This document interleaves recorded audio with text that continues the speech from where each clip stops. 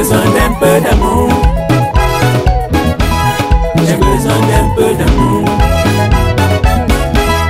J'ai besoin d'un peu d'amour. J'ai besoin d'un peu d'amour. J'ai besoin d'un peu d'amour. J'ai besoin d'un peu d'amour. J'ai besoin d'un peu d'amour. J'ai besoin d'un peu d'amour. J'ai besoin d'un peu d'amour. J'ai besoin d'un peu d'amour. J'ai besoin d'un peu d'amour. J'ai besoin d'un peu d'amour.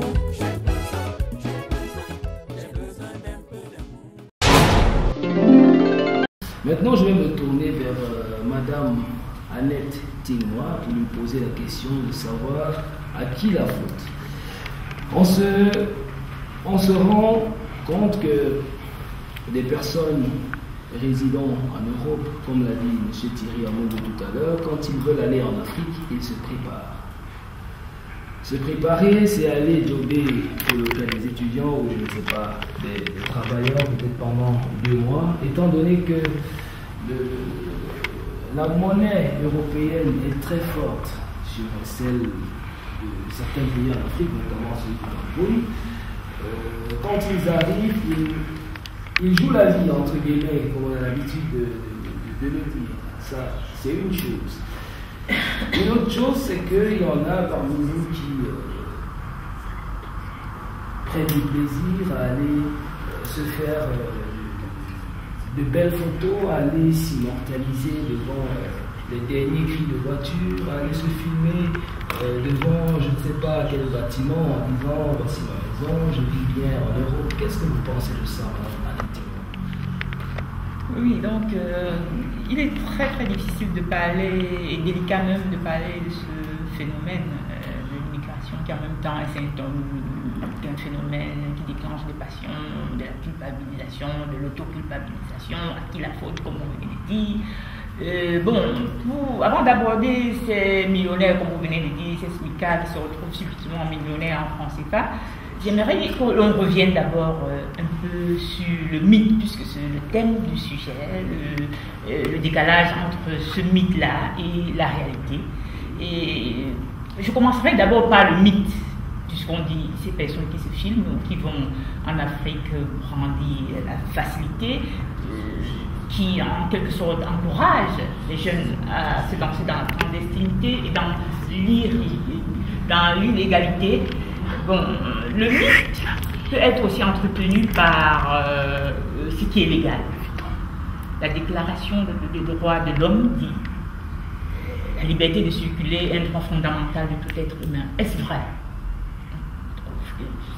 Je dirais non, parce que ça va d'un sens et pas de l'autre. Ça aussi, pour moi, c'est un mythe.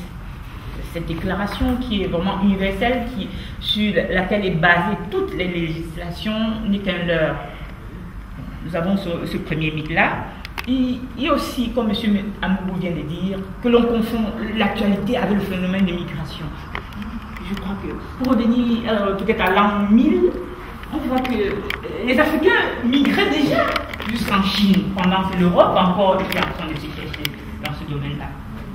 L'Afrique a été fragilisée d'abord par les Portugais qui sont venus en 1400 encercler l'Afrique. Donc fragilisée d'abord par l'encerclement. Puis vient l'esclavage d'abord qui a pillé l'Afrique de ses bras forts. Et la colonisation qui est venue vraiment déstructurer la société, où on s'est vraiment replié vers le bas-fond de la société, c'est-à-dire vers l'économie de subsistance, qui a vraiment beaucoup fragilisé le continent africain. Donc ce n'est pas parler de l'immigration comme un phénomène nouveau, c'est vraiment confondre l'actualité, puisqu'on est plus focalisé par l'immigration clandestine. On voit des gens venir en bateau, comme a souligné M. Amoudou tantôt. On parlait de ce matin de 6 jeunes qui ont failli mourir dans un camion, et heureusement qu'ils ont lancé un SMS, ils ont appelé des secours, on a pu les repérer. Et il y a 2 qui sont encore entre la vie et la mort, on espère qu'ils s'en sortira. Donc, quand on parle aussi de la fortune, il n'y a plus de valeur en Afrique. Je crois que Avant, c'était une société qui était plutôt traditionnelle. On respectait les personnes âgées, on respectait des valeurs traditionnelles. Maintenant, avec la mondialisation, comme l'a dit M. Ambou, les valeurs sont véhiculées par l'Occident, qui non seulement être bien pour l'Occident, c'est quoi? En Afrique, on n'a plus notre valeur de bien-être. Être bien, c'est quoi? C'est rouler dans une voiture. Être bien, c'est quoi? C'est avoir la lumière. Être bien, c'est quoi? C'est ouvrir l'eau et l'eau coule. Être bien, c'est quoi? Ce n'est pas avoir mal. Être bien, c'est quoi? C'est ne même pas souffrir. C'est avoir le minimum pour vivre. Et c'est ce qu'on inculque à nos jeunes actuellement. Et ceci est véhiculé, comme on l'a dit, par la mondialisation, par Internet, où tout circule et tout est n'importe quoi. Donc tout cela entretient le mythe. Vous avez parlé actuellement du mythe de l'immigré quand il rentre. Il est tellement respecté. Il est signe de réussite. Mais ce n'était pas le petit garçon qui vendait les arachides au coin de la rue. Mais regardez, il a une voiture. Donc Mais ici, nous sommes tous conscients que la vie n'est pas facile. Ces personnes-là qui vont véhiculer cette image-là savent consciemment ou inconsciemment que ce n'est pas la réalité ici. Ici, la vie est difficile. Ici, pour gagner, disons que le salaire moyen est de 1500 €, ce qui équivaut à un salaire, je parle du Cameroun, qui est mon pays d'origine, de 200 000 francs CFA. Parce que quand on prend les loyers ici qui sont exorbitants, la vie ici n'a pas le même que celle de l'Afrique. C'est vrai qu'avec l'euro, quand on le convertit, on devient subitement millionnaire en francs CFA. Mais c'est un leurre, autant pour la personne qui vit ses vacances comme ça, que pour les jeunes qui sont vraiment d'admiration. Donc, je continuerai toujours sur le mythe, en disant, avec le phénomène de fatalité en Afrique, c'est arrivé comme ça, j'ai pas de chance. Donc, oui, on ne fait plus d'efforts. Et vous voyez aussi avec le transfert des footballeurs, on parle des millions, des centaines de millions. Comment convaincre un jeune que non, allez, va à l'école, c'est ça qui te sauvera. Et va à l'école dans ton pays, et c'est ça qui te sauvera. Donc, les contre-discours sont vraiment perturbants pour nos jeunes et pour les candidats à la migration. Je voulais aussi parler, comme M. Amoubou l'a dit, de la représentation que l'on fait de l'Occident. Donc, et c'est dû aussi, comme disait Fanon, à la colonisation. C'est-à-dire que le but de la colonisation, on l'a même vu par la lettre du roi, qui n'est pas officielle, mais officielle, qui n'était même ni officielle ni officielle, tout le monde le sait, qu'il n'arrive pas les apprendre de Dieu. Ils connaissent déjà leur Dieu. Apprenez-leur la certitude, apprenez-leur le respect. Là, pour les blancs. C'est comme ça qu'avec la colonisation, on a déstructuré une société, on a inculqué un modèle, c'est-à-dire que c'est un blanc qui connaît les biens, il fait comme un blanc. Chez nous, c'est un compliment. Donc, tout ça fait que le jeune rêve être dans cette atmosphère. Et j'ai encore souvenir d'un reportage sur France 2 où le journaliste, un candidat à l'exil qui avait déjà fait 4 ans pour traverser l'eau, comme on appelle. Il a failli mourir plusieurs fois, le jeune homme. Et le journaliste lui disait, mais jeune homme, mon ami, vous voyez que c'est trop risqué, vous-même vous avez vu vos amis périr. N'est-il pas temps de renoncer? Il a dit, j'essaierai toujours et encore, j'essaierai encore. Si l'Europe ne veut pas de moi, la mer me prendra. J'ai 2 solutions, c'est la vie ou la mort. La mort, c'est ici. La mort, c'est derrière. La vie, c'est devant, donc c'est à l'Occident. Donc ce désespoir-là, je dis, c'est parce qu'on a dit que la solution, c'était de l'autre côté. Et l'Afrique, comme M. Abou l'a dit, a été fragilisée par tant de phénomènes qui fait que les gens ne peuvent que se retourner vers d'autres continents pour demander de l'aide. Donc, voilà comment j'explique que ce mythe entre deux nues part. On a parlé de la liberté de circulation des êtres, alors que c'est un leurre. Ben, tout le monde brandit ces déclarations de droits de l'homme comme une liberté. Donc, voilà mon opinion sur le sujet. À qui la faute? À personne. Et quand vous dites qu'on a inculqué tout ce que vous venez de dire à ces jeunes Africains, vous pensez à qui principalement? Inculquer quoi? Inculquer des valeurs du genre la mort c'est derrière, c'est ici le paradis, c'est vers l'Europe qu'il faut y aller. Oui, donc j'ai dit, comme on a dit, c'est des feuilletons. Le problème est que on parle de mythe et de la réalité, mais certains oublient que le film c'est un film. Quand je regarde les feux de l'amour, tout est beau, tout est clair. La faute aux médias. Non, je pense que la faute aux médias, c'est la faute aussi à la communauté internationale. L'Afrique a été fragilisée par plusieurs phénomènes. Je dis que l'Afrique a été, on a vu tous les films de Franc-Afrique, l'Afrique est pillée et a toujours été pillée. La solution, bon, la faute, je dis que moi je ne suis pas dans la victimisation. La faute, c'est que la communauté internationale doit trouver des solutions durables et concrètes pour que nous, enfin, la jeunesse africaine puisse rester. Parce qu'on parle de ce phénomène comme s'il était banal. Il est plus complexe parce que non seulement l'Afrique souffre d'un désir, c'est encore l'esclavage, hein, puisque la fuite des cerveaux est en train de dépénaliser l'Afrique. Ces cerveaux qui viennent travailler en Occident, c'est plutôt une pénalité pour l'Afrique. Mais non, comme disait Sarkozy, ça c'est l'immigration choisie. C'est nous qui choisissons ceux qui viennent chez nous, donc ceux qui peuvent développer notre continent. Ok, madame Alentigua. Je rappelle que vous êtes présidente du collectif des femmes africaines du Guédon. Et donc, si vous aviez quelque chose à dire à nos jeunes confrères africains qui vont venir actuellement, si vous aviez quelque chose à leur dire par rapport à nos confrères de la diaspora qui partent se filmer devant, je ne sais pas, des immeubles en disant que c'est leur maison, devant des voitures, je ne sais pas de quelle marque, en disant voici ma voiture, je suis en route, je vis très bien. Qu'est-ce que je veux dire? Moi, en tant que migrante, je n'ai presque rien à dire. Parce que, comme disait M. Césaire, nous sommes tous des larbins d'espérance. Ceux qui sont valables, c'est ceux qui sont restés. Parce que ceux qui partent et qui viennent avec ces miroirs d'alouettes brandis, l'Europe, franchement, je dis, j'aimerais. On parle de pays en voie de développement, tout est possible en Afrique. Mais ici, tout a déjà été fait. On peut seulement travailler pour survivre, ça s'arrête là. Mais la vie, je crois que c'est plutôt de l'autre côté. Je suis mal placé pour le dire parce que sinon, je serais de l'autre côté. Donc, vous me voyez un peu embarrassé. Merci Madame Alentigua, merci à tous les intervenants. Maintenant, je vais me tourner vers le public. Si quelqu'un a des questions à s'adresser à l'endroit de M. Thierry Alain Amongou, ou bien à l'endroit de Madame Alentigua, ou même de Mademoiselle Guéli Nono, les questions sont les bienvenues.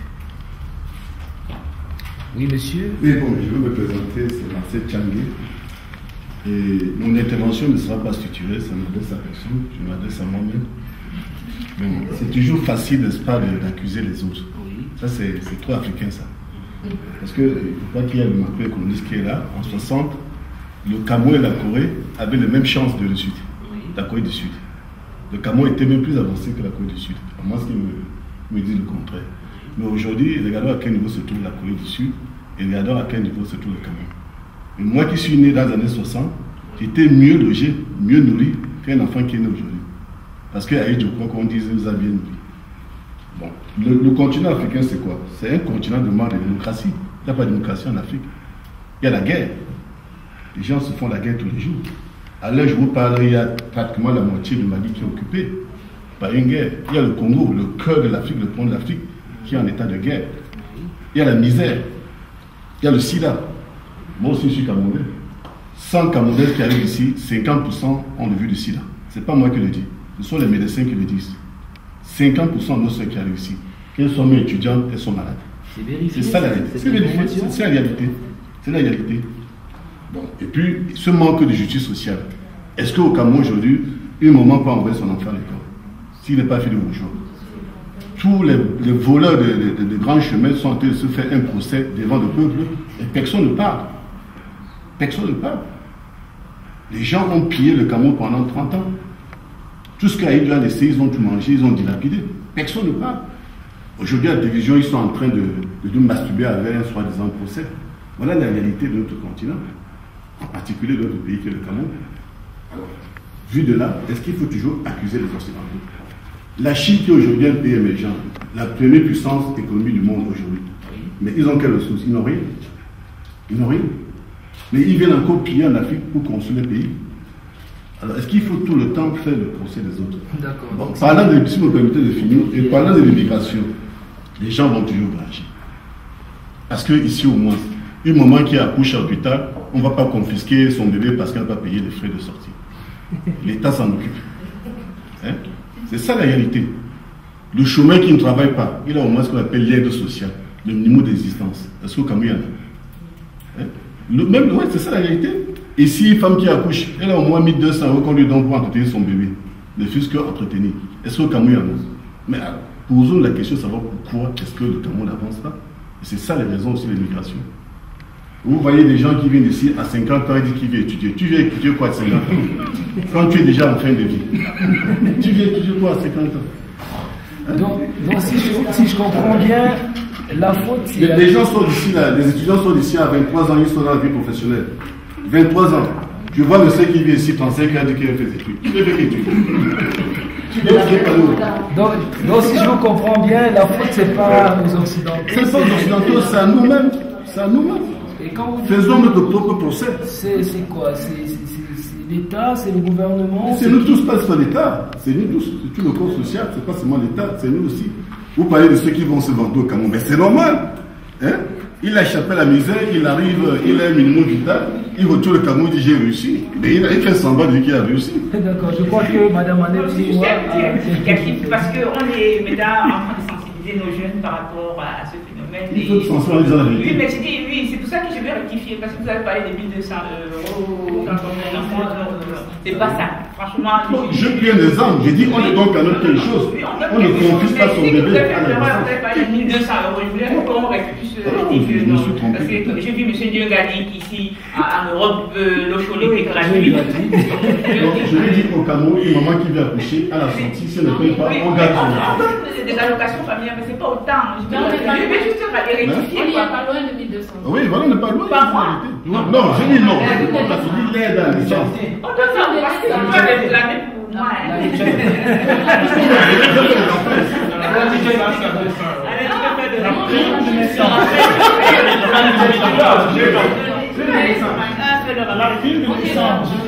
Je vous envoie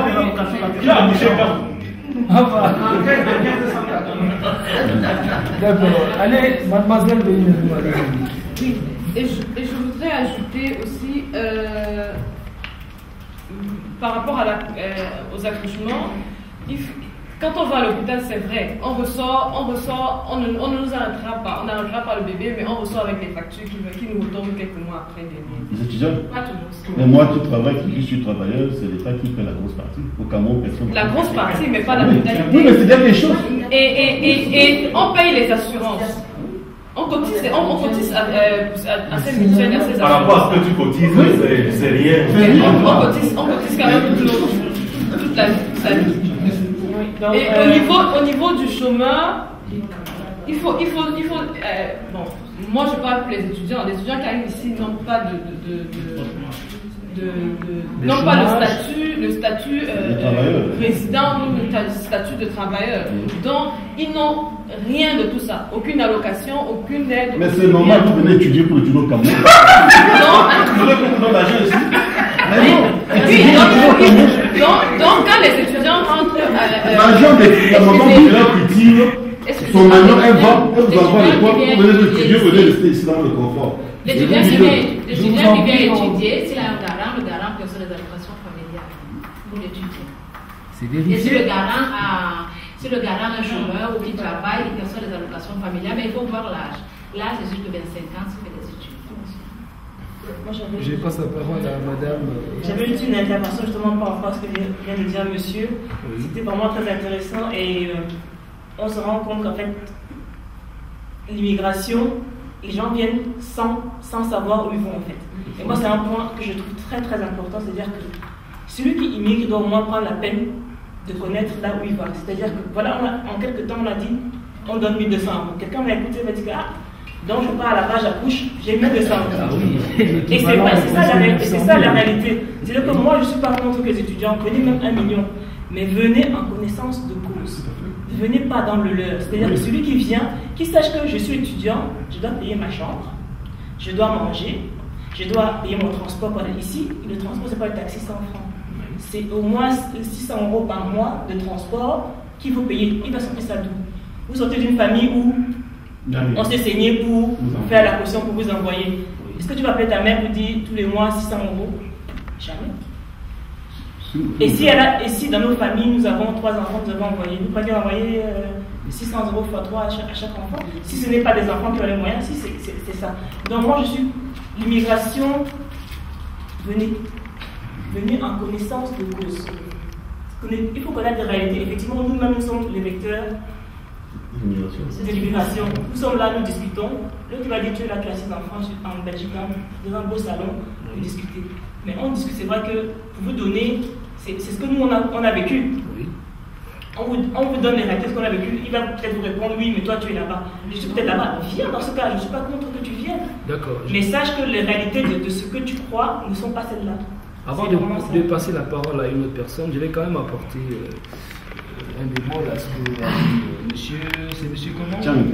Monsieur Tchangui tout à l'heure. Je crois quand même que quand on parle d'immigration, on s'intéresse beaucoup plus à l'immigration clandestine.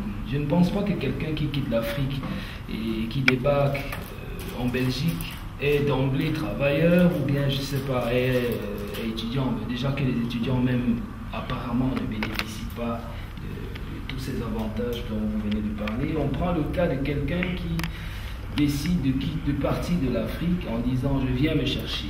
Il atterrit en Belgique, il aura, si c'est le cas d'une fille qui accouche, elle aura ses 1 200 €. Mais non, il faut qu'elle s'intègre, c'est ce qu'on dit. Elle va s'intégrer comment? Pas le travail et la formation. Pas le travail quand vous venez. Mais c'est ça les conséquences d'aller chez les autres. Vous n'avez pas de papier. Quand vous voulez aller chez les autres, il faut assumer. Restez dans votre pays et construisez votre pays. Je vais passer la parole à une personne. Allez-y. Oui, je suis Guillaume Lopez, je suis responsable associatif ici à Charlotte. Je crois qu'il faut revenir un peu au thème de notre rencontre ici aujourd'hui. C'est l'Europe est-il un Eldorado? Donc, pour ce genre de questions, on peut répondre par oui, on peut répondre par non. Et quand on a suivi les propos de M. Amourou tout à l'heure sur la misère que les gens vivaient en Afrique, pour certaines personnes, oui, l'Europe est un Eldorado. Et il faut l'accepter. Parce que moi, je prends le cas d'un sauveteur qui n'a pas de quoi manger, qui n'a même pas un enfant qui n'a plus aller à l'école, ses parents n'ont plus les moyens, qui à 18 ans se retrouve au marché central à décharger les camions et qui ramène 1500 francs CFA par jour. Qu'est-ce que vous pouvez expliquer à cet enfant qui, lui, est déjà dans l'enfer?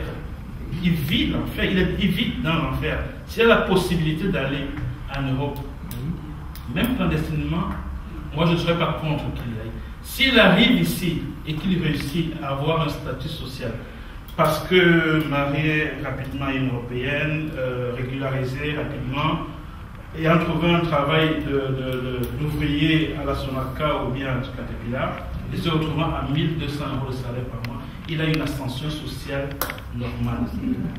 Alors ce gars-là, oui, pour lui, l'Europe est un Eldorado. Donc maintenant, le cas de l'enseignant dont vous parliez tout à l'heure, qui effectivement, parce que avec tout ce qu'il y a comme information ou désinformation sur la vie en Europe, décide de laisser sa famille, de laisser son boulot avec 300 000 francs CFA par mois, et arriver ici en Europe, soit en Belgique ou en France, se retrouver à dormir dans le salon de son cousin, parce qu'effectivement, n'ayant pas de place pour se loger ailleurs, et qui vit avec le souvenir de son salon en cuir qu'il a laissé à Bonamou Sali, ou je ne sais pas, oui, pour lui, il n'est pas un Eldorado. Parce que le temps qu'il ne retrouve une vie sociale, une situation équilibrée, et surtout que lui, par rapport au sauveteur, va vivre avec la nostalgie d'une vie meilleure que la vie qu'il avait quand même au Cameroun, va se retrouver lui par contre en enfer. Donc il faut un peu, il faut sous-peser les propos. On ne peut pas dire c'est bien pour, on ne peut pas généraliser ce genre de situation.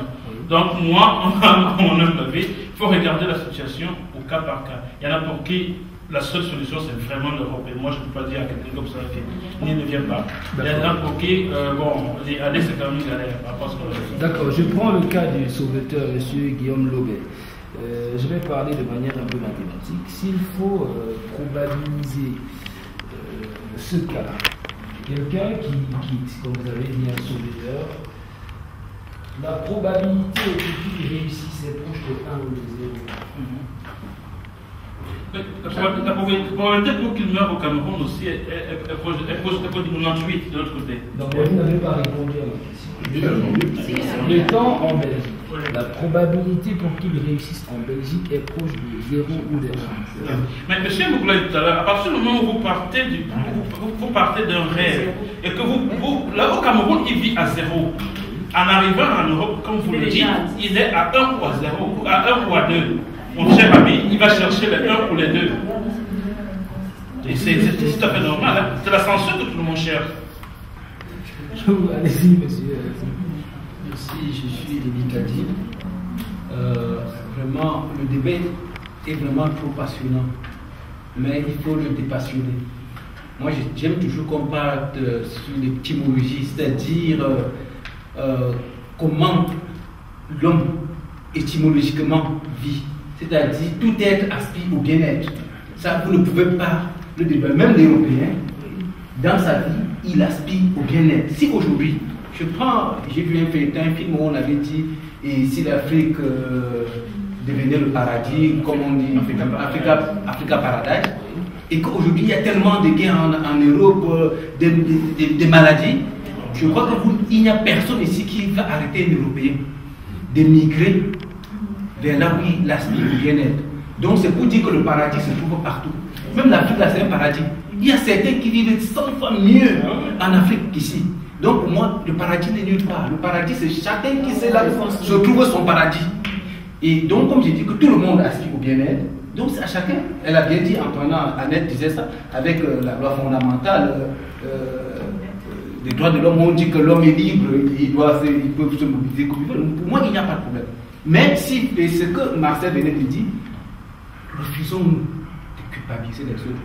Comme si c'est, je sais pas, si c'est une malédiction pour le continent. Non, c'est à nous de mettre. Migrer aussi est signe de développement. L'Europe, il n'y a pas plus d'immigrés européens. Et je vais vous prendre quelque chose qui est passé tout récemment. Quand la guerre a déclenché en Côte d'Ivoire, il y a de cela quelques années avant pour la chasse de barbeaux. Je crois que quand on a demandé aux Français de quitter la Côte d'Ivoire, maintenant les statistiques sont tombées. Il y avait 15 000 Français contre 5 000 Ivoiriens en France. Et les Français ne voulaient pas quitter la Côte d'Ivoire. Et donc, si on parle en termes de statistiques, c'est plutôt les Européens qui migrent. Et jusqu'à l'heure d'aujourd'hui, il n'y a pas quelqu'un qui migre plus que les Européens. Ce sont les plus grands migrants. Et je crois que c'est grâce à cette migration qu'ils ont développé. Donc, même migrer, pour moi, c'est signe de développement. Donc, c'est à nous de pouvoir capitaliser cette migration. Mais où la migration africaine est dangereuse, pourquoi? Parce que même ceux du pays, au lieu d'exploiter les connaissances qu'on vient emmagasiner ici pour pouvoir rentrer, eux-mêmes ils nous poussent à migrer. Je crois que même ceux qui nous gouvernent ne savent même pas qu'on revient. C'est-à-dire quand tu pars, ils disent pas avec ta machin. Au moins si tu nous laisses en paix. Parce que quand tu pars encore, tu reviens, tu vas revendiquer des choses, tu vas essayer d'ouvrir là-bas. Donc eux-mêmes, ils nous chassent de ce pays. Donc je crois que nous qui ne voulons pas capitaliser la migration, et c'est pour ça qu'ici, même ces Européens qui sont là en train de dire qu'ils n'ont pas besoin de la migration, ah non, vous vous leurrez, ils ont besoin de nous. Quand tu regardes ici, c'est un continent vieillissant. Ils ont besoin de la main-d'œuvre. Mais ils disent qu'on ne veut pas accueillir tout le monde. Et c'est la raison pour laquelle Sarkozy était clair, il était franc. La migration choisie. Il le faisait depuis. Mais maintenant, ils le disent ouvertement. On ne peut pas accueillir toute la misère du monde, mais quand tu es meilleur, ils t'accueillent. D'accord, merci. Il y a M. Thierry Amougou qui voulait dire quelque chose. Déjà, je voulais dire merci à tout le monde pour les interventions qui sont hyper intéressantes. Je voulais juste donner quelques avis. Déjà, dès le départ, dire que migrer est en fait naturel. Il ne peut pas défendre à quelqu'un de se déplacer. Aujourd'hui, même migrer est un facteur d'intégration. Lorsqu'on parle de mondialisation économique, la mobilité devient un facteur d'intégration. C'est pas encore pour rien qu'on parle de flexibilité du travail. La migration, étymologiquement, ça veut dire se déplacer. Et nous tous qui sommes venus, on a migré. Voilà. Mais là, nous parlons de l'immigration au niveau international. Donc on ne peut pas mettre des gens dans des cases et dire il ne faut pas vous déplacer. Non. Les gens ont leur vie à mener, ils font des anticipations, ils vont où ils veulent. Si ça réussit, tant mieux, si ça ne réussit pas, c'est leur problème. Ça, c'est un premier fait.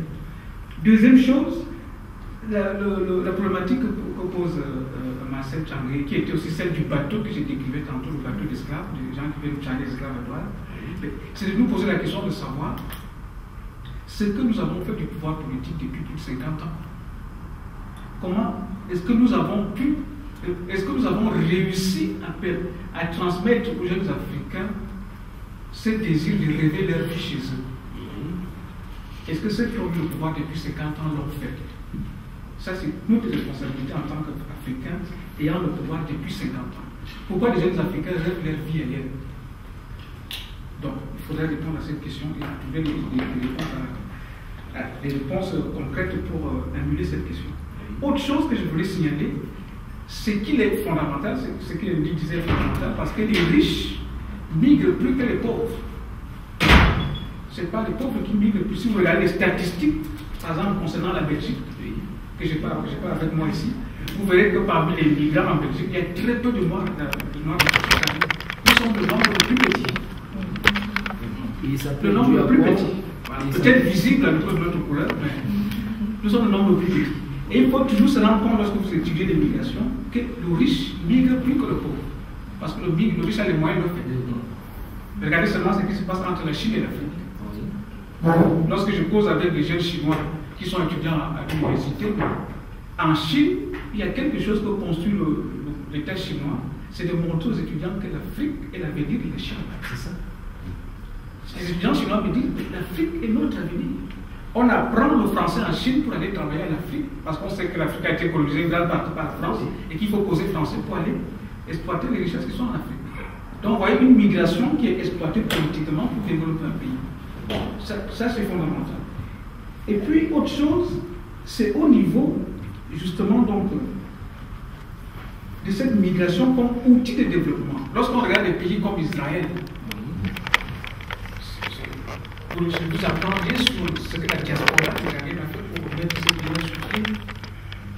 Donc, la migration, ce n'est pas toujours un facteur négatif.